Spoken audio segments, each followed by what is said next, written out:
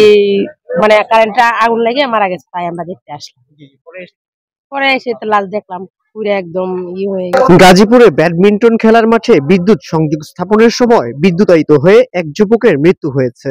সোমবার 16 ডিসেম্বর সকাল 9টায় গাজীপুর মহানগরীর মালেকের বাড়ি শরীফপুর ওঝারপাড়া এলাকায় দেবনেয়ার কারখানার সামনে ফাঁকা মাঠে এই ঘটনা ঘটে।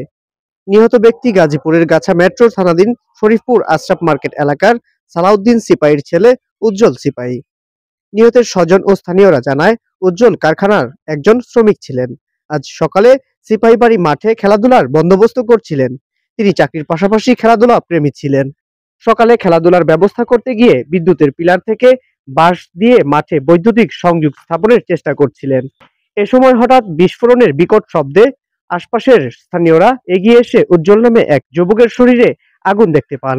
তবে তারা নেভানোর চেষ্টা করেও ব্যর্থ হয়ে পুলিশে খবর দেন।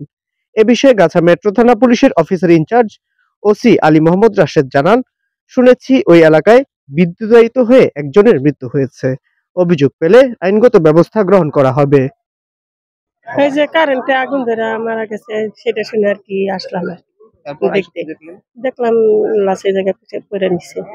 ওটাই খুঁটিতে ওই যে ব্যাডমিন্টন মাঠের তার খুলতে গেছিল, তার খুলতে গিয়ে আজকে মর্মান্তিক মৃত্যু হয়ে গেছে।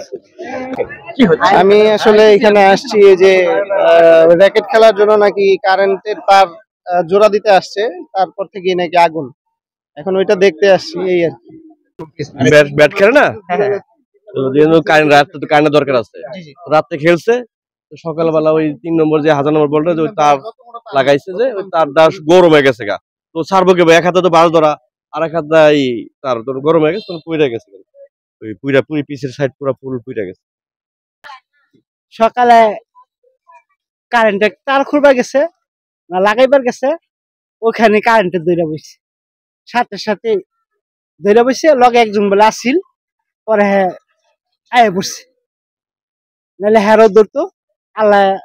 পরে ধরেন এই যে আমি দৌড়ে যেতে যে কারেন্ট আগুন ধরে সারা শোল আগুন ধরে গেছে, গিয়া দিয়ে মৃত্যুবরণ করছে আমার আপন বাইশটা যারা, তবে ছেলে নাম উজ্জ্বল সিপাহী, বাবার নাম হচ্ছে সালাউদ্দিন সিপাহী, আর আমার নাম হচ্ছে আনোয়ার হোসেন সিপাহী।